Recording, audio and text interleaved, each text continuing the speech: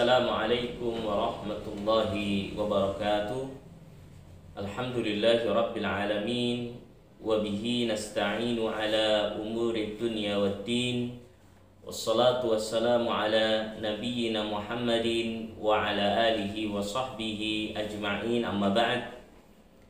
Pada kesempatan ini kita akan masuk pada pembahasan hadis dari kitab Al-Arba'in An-Nawawiyah, hadis-hadis yang merupakan kaidah-kaidah penting di dalamnya yang ditulis oleh Al-Imam An-Nawawi rahimahullahu ta'ala.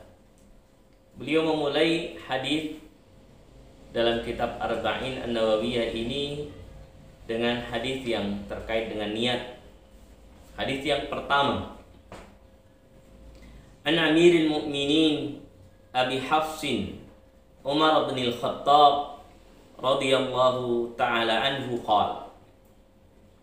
Dari Amirul Mu'minin Abu Hafs Umar bin Khattab radhiyallahu anhu, beliau berkata, sami'tu Rasulullah sallallahu alaihi wasallam yaqul, aku mendengar Rasulullah sallallahu alaihi wasallam bersabda, innamal a'malu binniyat, sesungguhnya amalan itu tergantung pada niatnya, wa innama likulli imri'in ma nawa,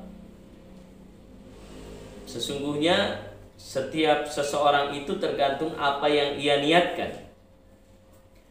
Faman kanat hijratuhu ilallahi wa rasulih fahijratuhu ilallahi wa rasulih.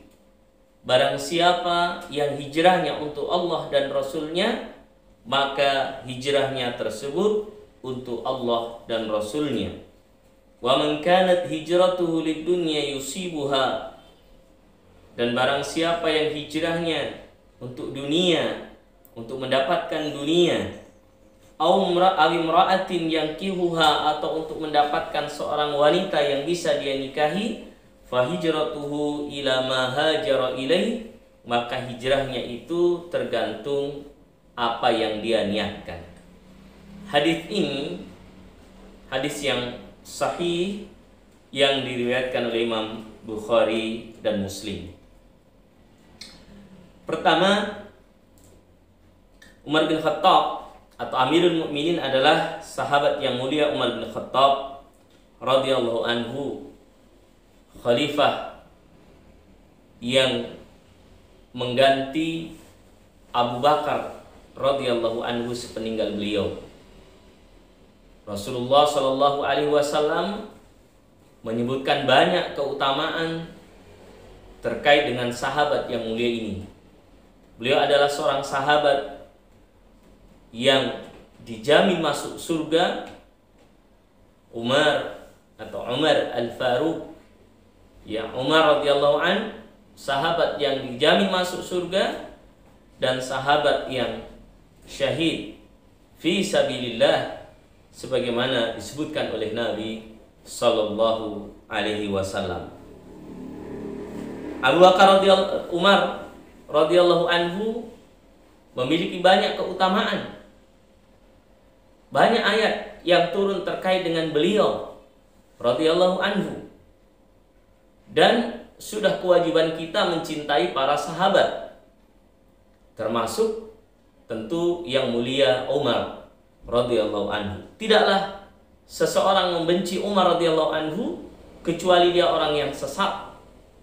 Ya. Orang-orang yang membenci Umar radhiyallahu anhu, sebagaimana orang-orang Syiah yang membenci Umar radhiyallahu anhu karena mereka tidak senang ketika begitu banyak kebaikan-kebaikan dan keutamaan yang dimiliki oleh Umar radhiyallahu anhu.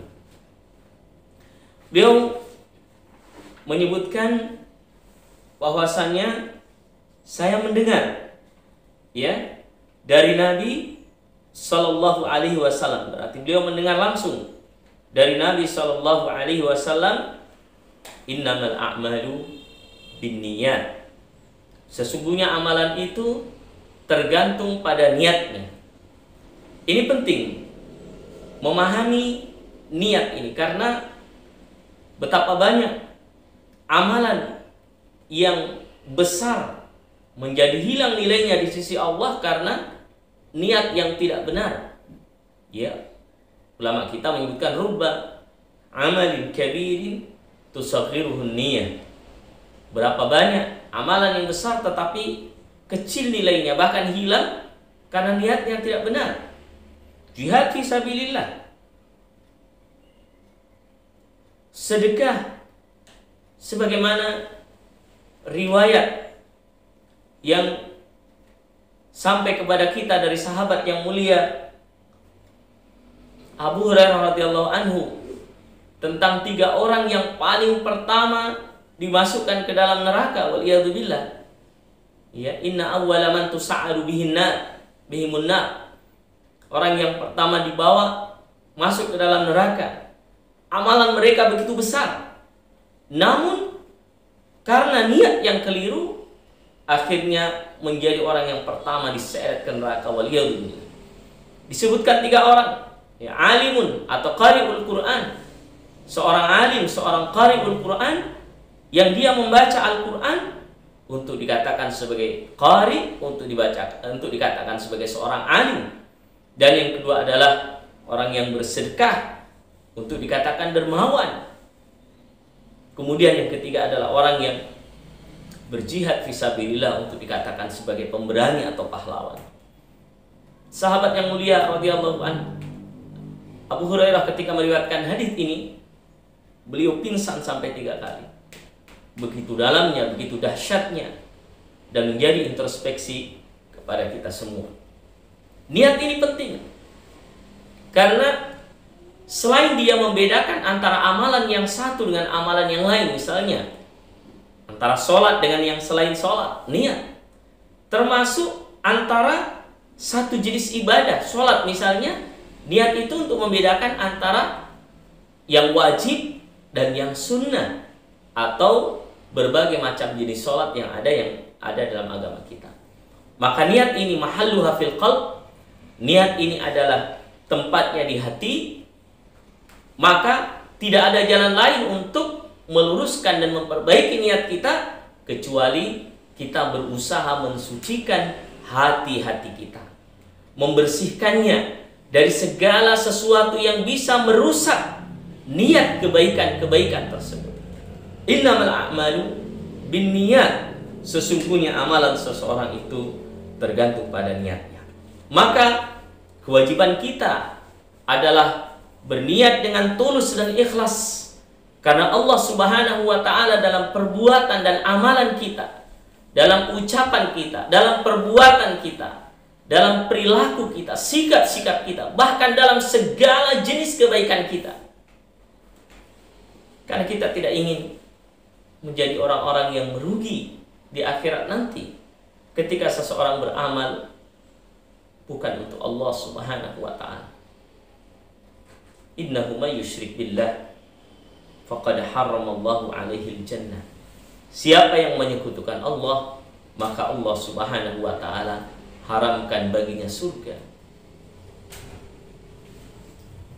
Ayat yang lain juga menjelaskan, qul hal nunabbi'ukum bil akhsarina a'mala alladzina dhalla sa'yuhum fil hayati dunya wa hum yahsabuna annahum yuhsinuna sun'a.